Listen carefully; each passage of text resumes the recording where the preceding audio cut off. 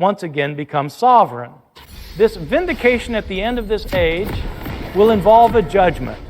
The powers of evil will be destroyed and taken away, and everybody who has sided with them will face punishment. Those who are good, however, who have sided with God, will be given an eternal reward. An eternal reward.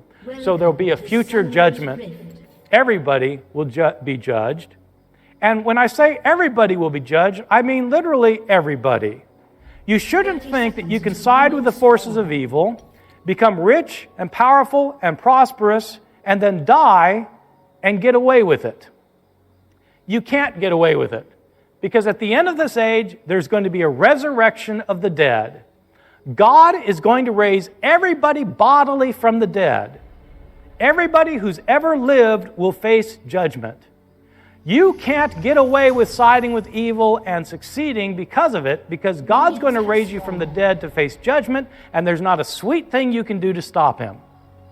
You will face either an eternal reward or an eternal punishment, and the choice is yours. Well, so I should point out that within the history of ancient Israelite thought, most ancient Jews thought either that when you died, your soul went to some kind of shadowy place called Sheol, where everybody kind of went, whether they were good or wicked. They all sort of went there, and that's where they lived forever. Other Jews thought you died, and that was the end of the story. That was it. It was only with apocalyptic thinking that the idea that you were going to live forever came about. With apocalypticists, in a sense, immortality came into being, and immortality came into being as a kind of theodicy, an explanation about how things can be so rotten now. They're rotten now because they're going to be made right in the future kingdom of God. But this was not a belief in the immortality of the soul per se, in the sense of the soul apart from the body. Apocalypticists did not think your soul was going to live on after death. Your body was going to be reconstituted and you were going to live forever bodily. This is the beginning, though, of the idea of having some kind of afterlife after this death, with the resurrection of the dead that was going to transpire at the end of this age. Well, when is the age going to end? When will it all happen? Jewish apocalypticists believed it was going to be imminent. It was right around the corner. Things had gotten bad, and they were just about as bad as they possibly could be. God was soon going to intervene and overthrow the forces of evil and set up His kingdom on earth. And when would this be? Truly I tell you, some of you standing here will not taste death before they see that the kingdom of God has come in power. The words of Jesus, Mark chapter 9, verse 1.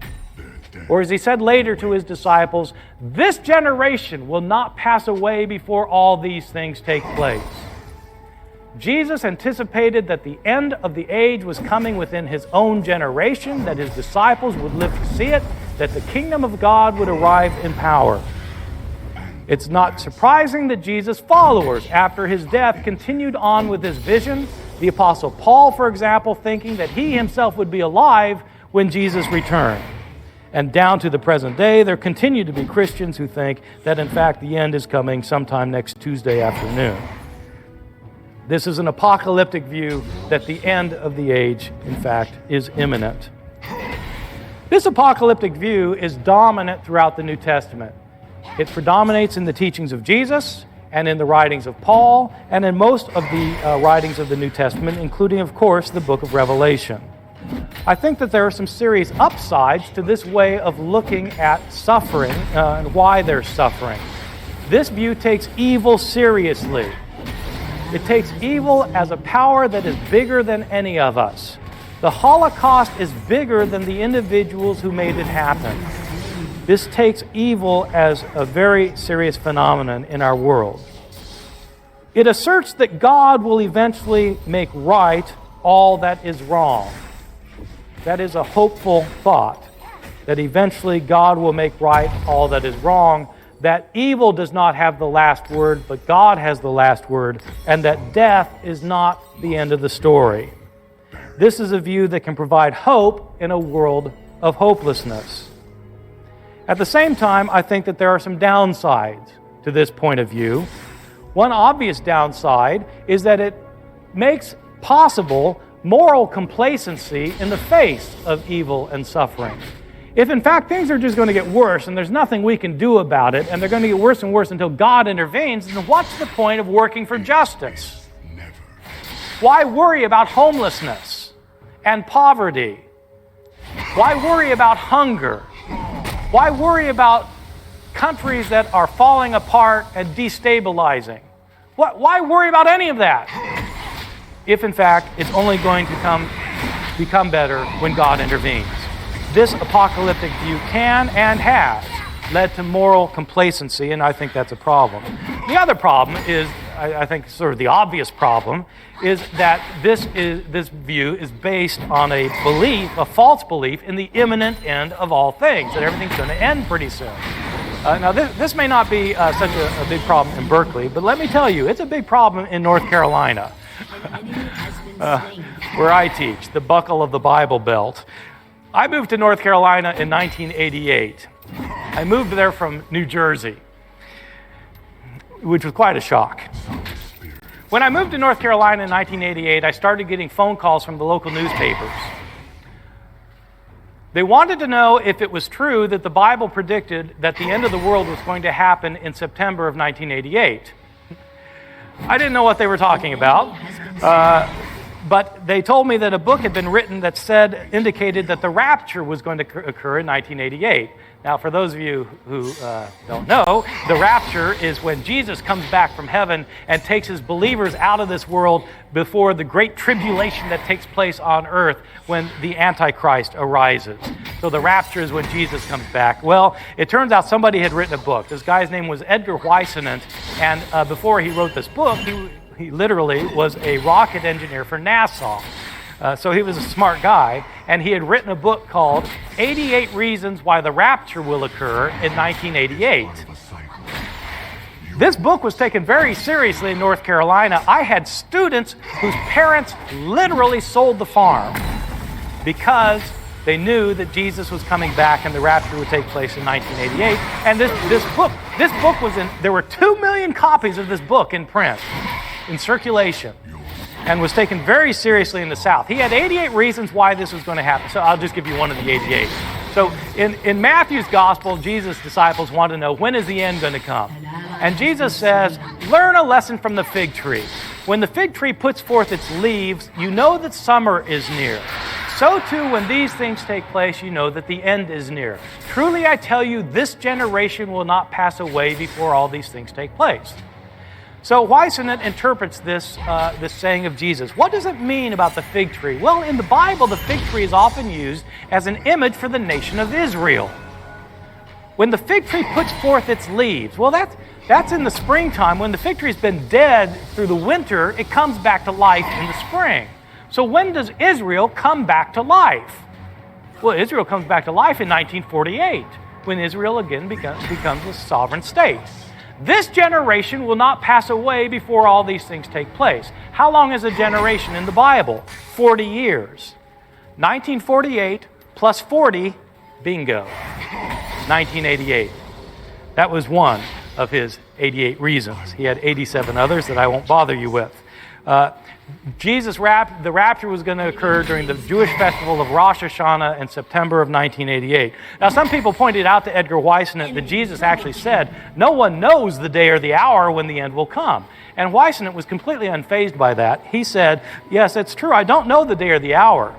I just know the week. And so it goes. Of course, what happens, Rosh Hashanah came and went, and Jesus never appeared. And so Whisenant did what people always do in those situations. He wrote another book. and in the next book, he said that he made a mistake in his calculations because he forgot that when they created the modern calendar, they didn't include a year zero. So, it goes from 1 BCE to 1 CE, or, 1 BC to 1 AD. There's no year zero, and so he was off by a year. So, in fact, it was going to happen in 1989. And so it goes. World without end. Amen. Is there an alternative perspective to either the prophetic or the apocalyptic views? Well, there's a lot of different perspectives in the Bible. I'm going to end in the last couple minutes talking about another view that I personally relate to much better than either of the preceding two. This is a view that's found in the Hebrew Bible book Ecclesiastes, one of the books that I think is much underread by readers of the Bible. Ecclesiastes claims to be written by King Solomon, the wisest man on earth. In fact, it wasn't written by Solomon. It was written hundreds of years after Solomon, but it continues, I think, to be a very wise book.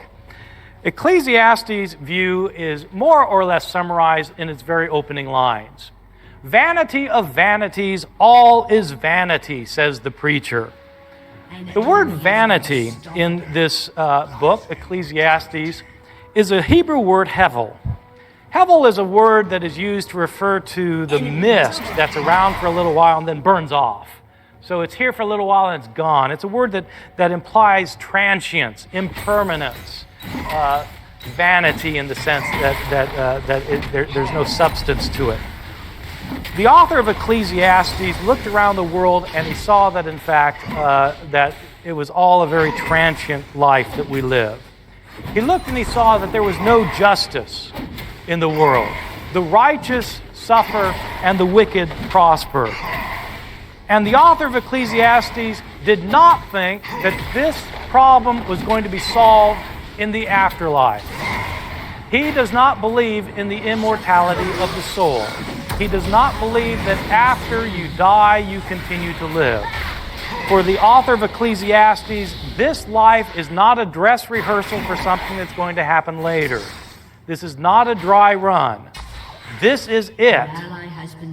This life is all we have, and it is transient and fleeting. How then should we live this life? We should live life as fully as we can in the present.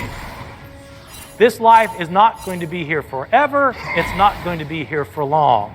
And so we should enjoy what we eat. We should enjoy what we drink. We should enjoy our work. We should enjoy our spouses. We should enjoy our friends and families. We should grab life for all it can give us because this life is all that we're going to have. That's the view of Ecclesiastes, and it's a view that I find most acceptable. The problem, of course, is that there are a lot of people who can't enjoy life to its fullest, people who are suffering because of all sorts of reasons, because of natural disaster, because of poverty, because of homelessness. I take as an implication of grabbing life for all that we can, that we should work in order to make life better for others so that they too can grab life for all they can. My conclusion. I'm not sure at the end of the day there's an answer to suffering, or at least there are lots of different answers, sometimes contradictory answers. But even if we don't have an answer to why there are tsunamis and hurricanes and earthquakes and genocides and murder and homelessness and poverty, even though we don't have an answer, I think we can have a response. Our response should be ourselves personally to live life to its fullest because this is all we have. We should enjoy what we eat. We should eat good food. We should drink good wine. We should drink microbrewed beer. We should enjoy our families. We should enjoy our friends. We should stay up late drinking single malt scotch and talking about the big issues. We should enjoy life as much as we can for as long as we can. And we should also work to make life happy and satisfying for other people who are less fortunate than ourselves. We all can do more, in fact. We can volunteer more. We can give more money to deal with issues of local poverty and homelessness. We can give more to international relief efforts.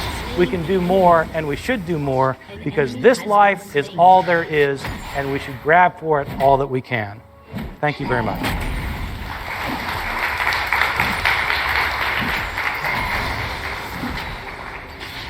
I have a question, which is, how does your answer solve the problem of suffering? In other words, do you believe there is an omnipotent, holy, benevolent deity? Personally, I do not. Oh, I see. So nothing you are not presenting a theodicy then? No, I am saying, my personal view, actually what I deal with in my book is to explain how, in fact, this problem of suffering led me away from belief in a personal, omnipotent, powerful, loving God. So I don't personally believe that such a being exists. I don't believe that I don't subscribe to the Judeo-Christian understanding of God. I think, though, my answer to suffering is not that God's involved with it, because I don't think God is involved with it. I think suffering comes because we live in a random and chaotic world, and sometimes we get in the way of it. So that's why I say there isn't necessarily an answer, but there is a response. Right. So that you've really given kind of a historical description of what the Bible says. Yes, I'm not affirming. You haven't attempted to provide a theodicy. No, I'm not giving a theodicy because I don't believe in God. But I am saying that at least one book of the Bible seems to me to give a satisfying answer to the relationship of humans to suffering, which is the book of Ecclesiastes. And why is that satisfying? I mean, what are the criteria that make that a satisfying response? It's the least problematic answer. Okay, thanks. I was wondering, where do you get your morality? And how do you know that, or just personally, how do you know that it's not good that people suffer? So where do you get your morality that tells you that suffering is bad? Yes, good, thank you. It's a good question. You know, when I was a Christian, I thought that the only way a person could have morality is if there was some kind of authority figure over them telling them what was right and wrong, whether it was the church or your parents or God, that God was sort of an ultimate arbiter of morality. And I was really afraid when I was thinking, I only became an agnostic 9 or 10 years ago. I've been a Christian for my entire life. And when I was reflecting on whether I really wanted to take that leap or not, one of the things that held me back is I thought that it would lead to a life of complete immorality. That in fact, I'd become this complete reprobate, and it would just be one party after the other, and I wouldn't be able to, Then I thought, well, maybe that wouldn't be so bad. So, but no, seriously, I thought that would happen, and it didn't happen. And I think that I had a false belief that you have to have a divine figure giving you morality before you know what's moral. My own view is that as an agnostic, without the existence of God, how do I decide what's good and what's bad? I have a fairly traditional utilitarian view. Whatever's good for the most people is good. Why is it that I don't want people to suffer? I don't know. I'm made that way. I mean, humans are made that way. You see somebody suffering and you don't want them to suffer. So I don't have deep philosophical reasons for it. It's just part of being human. What do you mean by human are made that way? Well, humans are made that way, or they evolved that way, but they are that way. Mm-hmm. Yeah. Oh yeah, and one other thing is, do you think that truth is always based on what makes sense to people? Or do you think that truth is there despite what might not make sense or what might not be comfortable to people? Well, I don't believe in a capital T truth. I don't believe in some kind of Platonic form of truth that's sitting up there that we need to discover. I think that truth, I don't look upon truth that way as some kind of objective thing that's out there someplace. Thank you. You're welcome. I'm not a Christian anymore either, and so the Christians that I have sympathy for or some commonality are the ones that seem to read the Bible.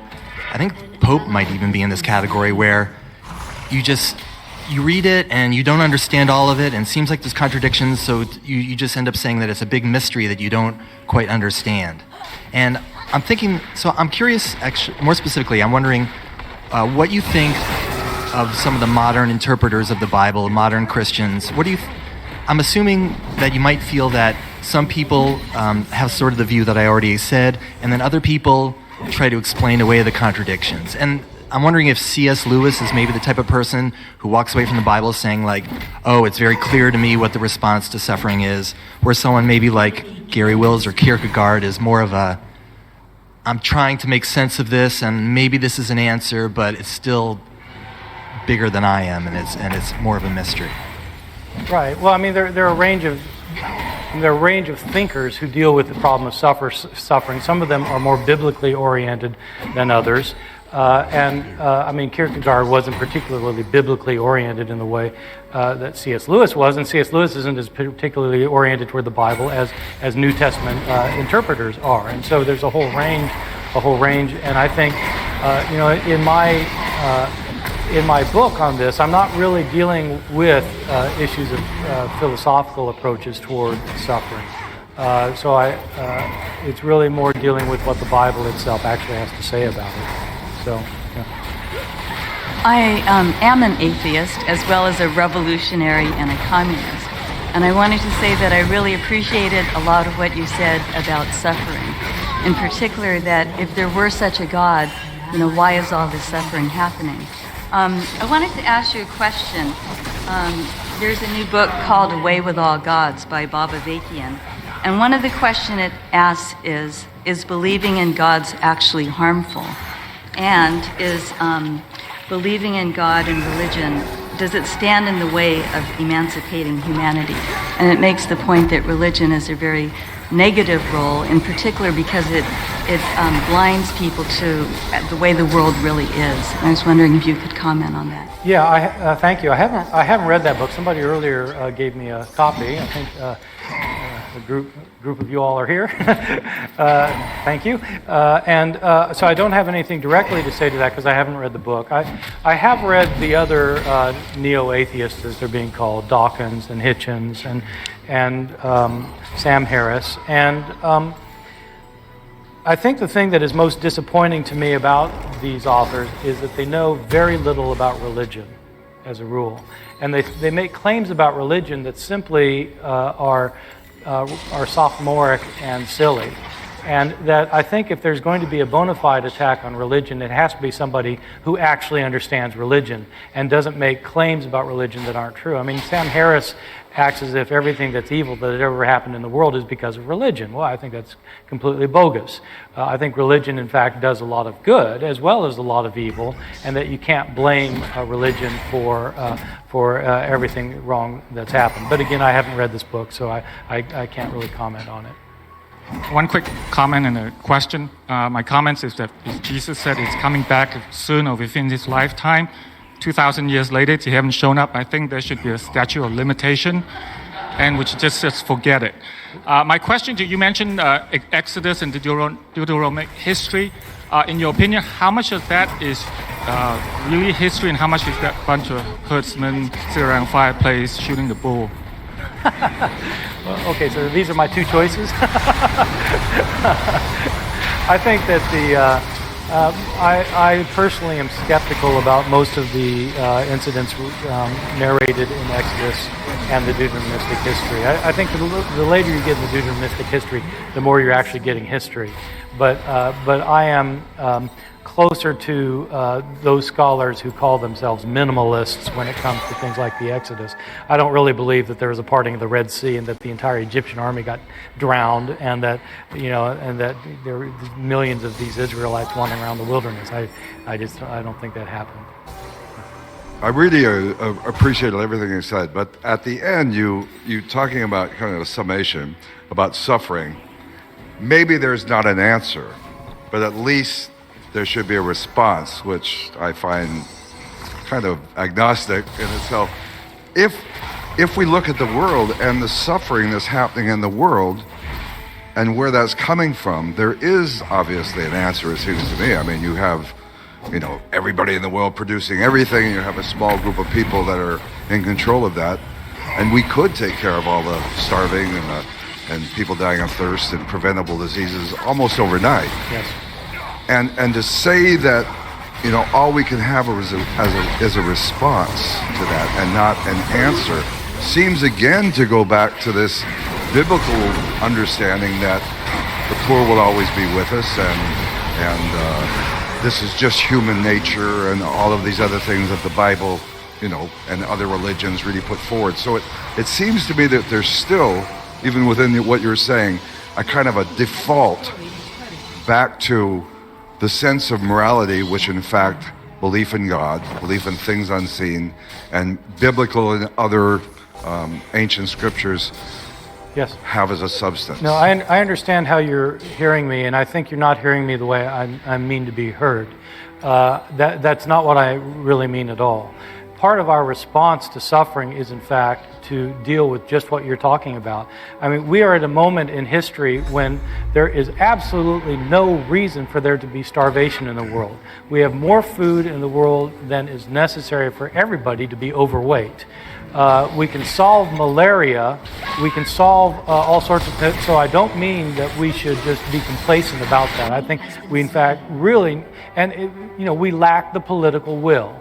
That's the only thing. We lack the political will to do what's necessary. So I completely agree with that. But when I say that there's no answer, what I just mean in kind of the philosophical sense. I mean, why is there a tsunami that kills 300,000 people? I mean, it just doesn't, for some of us, it just baffles our minds. Or, a couple of years ago, there was this earthquake in the Himalayas that that killed 50,000 people and left 3 million people facing winter without shelter. And so when I'm saying, is there an answer to that? I'm saying stuff happens. Thank you very much. Thank you.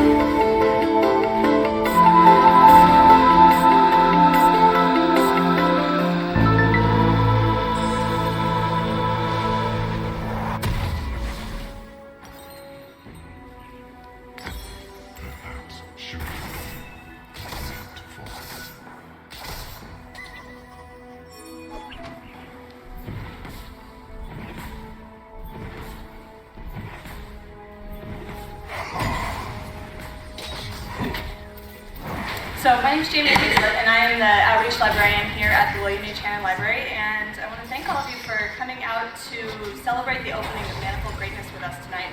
This is the culmination of nearly 2 years worth of work and waiting, and I'm delighted that this day is finally here. We were one of 40 academic and public libraries that were selected across the country to host the traveling exhibition of Manifold Greatness. It was created to celebrate the 400th anniversary of the King James Bible in 2011. It was organized by the Folger Shakespeare Library in Washington, D.C. and the American Library Association's Public Programs Office. It's based on an exhibition of the same name developed by the Folger Shakespeare Library and the Bodleian Library at the University of Oxford, with assistance from the Harry Ransom Center. This exhibition was also responsible by a major grant from the National Endowment for Humanities. So after tonight's talk, all are invited to join us in the atrium to view the exhibition, along with the companion exhibit of rare books in Archives and Special Collections, which is called Singular Wisdom, the Bibles. And then copies of Dr. Emmons' books are also available for sale and signing.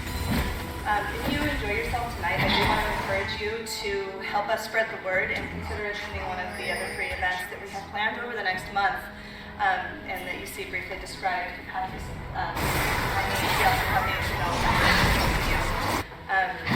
taken an army of collaborators and partners to make this happen, and I need to extend my sincere gratitude to the following supporters.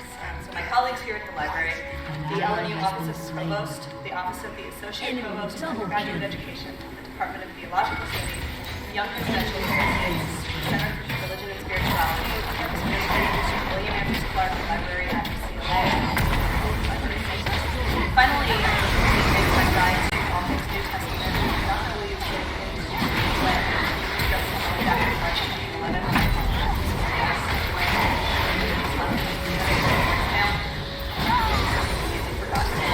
So please join me in thanking and welcoming Theological Studies Professor Jeffrey Sanders, who will introduce tonight's speaker.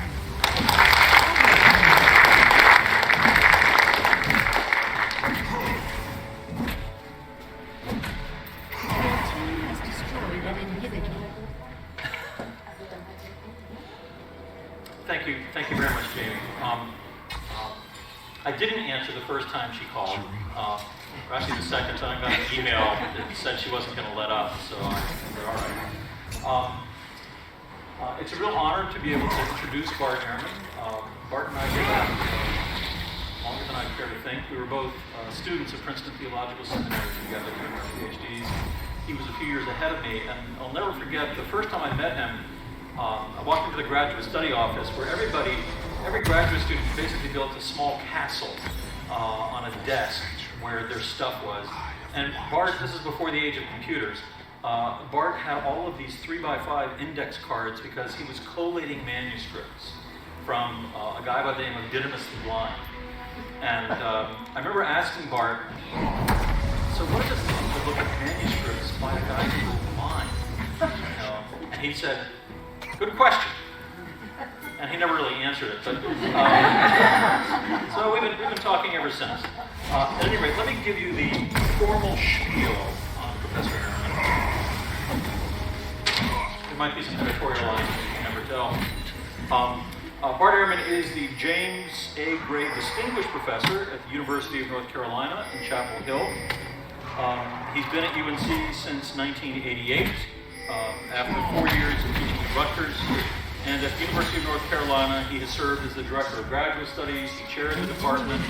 He has won distinguished teaching awards there. He received his divinity at Princeton Theological Seminary, following his MBA from Wheaton College. And he worked with the person who was clearly the preeminent textual critical scholar in the United States, at least. Professor Bruce Metzger was a wonderful, wonderful human being, and I imagine Bart may have some stories he wants to share. But since finishing at Princeton, Bart has let no dust settle under his pen. He is the author or editor of 24 books, and I think by the end of this year it's going to rise to 28, if I'm not mistaken. Tons of articles, dozens of book reviews. He's just incredibly prolific. And the rest of the guild is rather jealous and envious. An enemy has been slain. Many of the books that he's written have been on the New York Times bestseller list, which is why he's made it on the Colbert Report a couple of times and on the Jon Stewart Daily Show once. And I think some of the more conservative folks have invited you yet. But it is true that Bart has engaged in all kinds of public debates with relatively conservative theological voices across the country. His own roots lie in conservative tradition. Among his most recent books are the Greek English edition of the Apostolic Fathers, and the Low Classical Library series is kind of the go-to volume for the Apostolic Fathers. Also, he's published an assessment of the newly discovered Gospel of Judas with Oxford University Press, and then 4 New York Times bestseller books: Jesus Interrupted, God's Problem, looking at the view of suffering, Misquoting Jesus, which is probably the most surprising book that made it on the New York Times bestseller list. And I think it made it to number 3, if I'm not mistaken. And it's on text criticism, of all things, which is not the sexiest subject. But Bart managed and then most recently Ford, which looks at why some books are as deliberate. His books have been read